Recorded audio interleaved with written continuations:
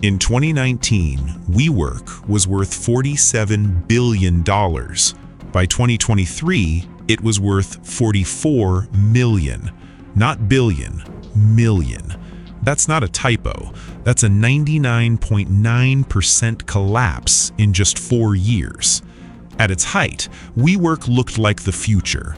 Glass offices, 38 countries, 800,000 members walking into buildings that felt more like a movement than a workplace. The idea was simple. Why lock yourself into a 10-year lease when you could pay month to month, sit next to entrepreneurs, and feel like you were part of something bigger? At the center of it all was Adam Neumann, 6'5", barefoot in the office, and a vision so powerful that SoftBank handed him $10.65 billion. Not million, billion. By January 2019, WeWork was valued at $47 billion. Everyone wanted in. To understand the fall, you have to understand the rise. 2010, Neumann and co-founder Miguel McKelvey opened their first location in New York. The model? Simple. Lease buildings long-term, break them into smaller spaces, rent them at a markup. It was real estate, but Neumann didn't sell real estate. He sold belief. We are here to elevate the world's consciousness. WeWork wasn't renting desks, it was changing humanity. And investors believed it. 2014, $1.5 billion. 2015, $10 billion.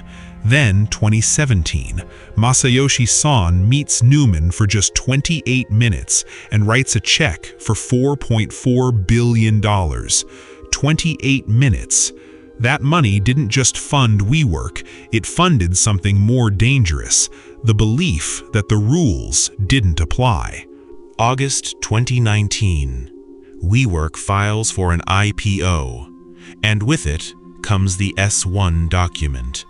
350 pages, every number, every risk, every truth, and it destroyed everything. Losses, $1.9 billion in a single year. But that wasn't the real problem.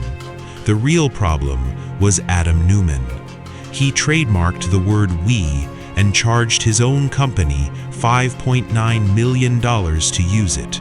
He borrowed $380 million at near zero interest. He made WeWork pay for his private jet. He rented buildings to the company that he personally owned.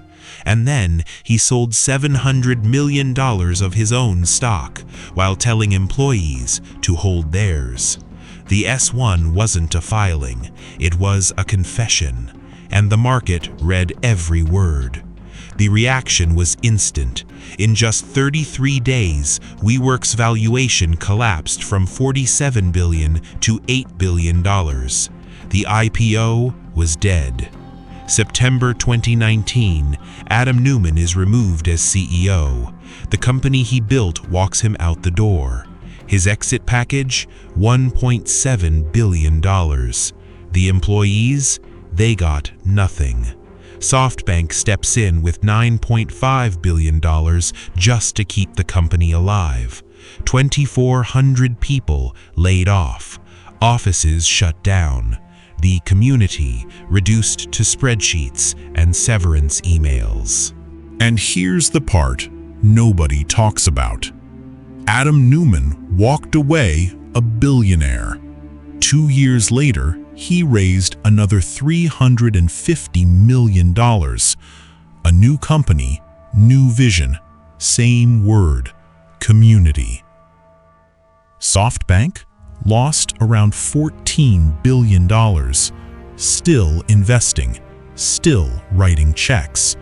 And the employees laid off just before Christmas? They're still figuring out what comes next.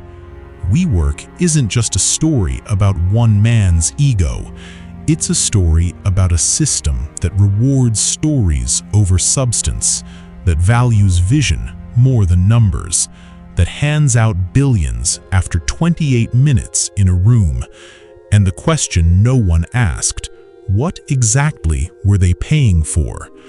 Every empire leaves a ghost. WeWork left thousands.